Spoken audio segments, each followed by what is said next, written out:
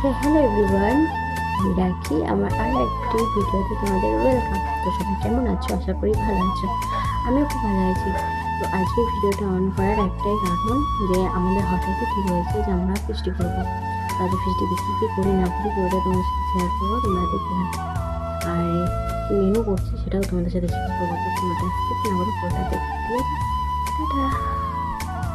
So এখানে আমি সব কিছু এক জায়গায় নিয়েছিলাম, মানে সব কিছু এক জায়গায় জোগাড় করে রাখছিলাম। আর এখানে মোটামুটি সব কিছু কাটাকুটি হয়ে গেছে, ডান। আর অন্যদিকে আমি ভাতের জন্য জলটা গরম করতে দিয়েছিলাম, আর এদিকে মাংসটা ম্যারিনেট করার জন্য রেখে দিয়েছিলাম 10 মিনিট। তো এখানে আমি চালটা মানে ভাতটা করার জন্য গরম মশলা, তেজপাতা, তেল দিয়ে ভাতটা করে নিয়েছি। তারপর এখানে আলুটা ভাজা হবে। আর বিরিয়ানি মানে সবার প্রিয় নাকি জানি না, বাট আমার বিরিয়ানিতে আলু না থাকলে বিরিয়ানি ভালো লাগে না।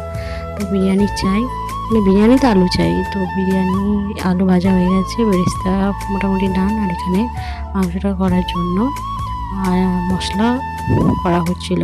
তো এখানে মশলাতে যা যা লাগে, লঙ্কা গুঁড়ো, জিরে গুঁড়ো, ধনে গুঁড়ো, গরম মশলা, আদা বাটা, রসুন বাটা যা যা লাগে সেগুলো দেওয়া হচ্ছে। তো এখানে মাংসটা ম্যারিনেট করা ছিল, ওখানে আধ ঘন্টা দিয়েছিলাম। তারপর এখানে মাংসটা রেডি করছিল। এখানে মাংসটা পুরোপুরি ডান। তারপর এখানে লেয়ার দেওয়া হচ্ছে। আর এখানে আমার পাকা বুড়িটা খেলা করছিল, আর এখানে আমার মামার ছেলেটা ছিল, ও খেলা করছিল। তো এখানে মোটামুটি বিরিয়ানি লেয়ার দেওয়া ডান। আর তারপরে বেরেস্তা, গরম মশলা আর দুধের মধ্যে কেশর, বিরিয়ানি মশলা যা যা লাগে দিয়ে তারপর দমে বসিয়ে দেওয়া হয়েছিল আধ ঘন্টার জন্য। তারপর আধ ঘন্টার পর এখানে হাঁড়ি ঢাকনা খোলা হয়েছে।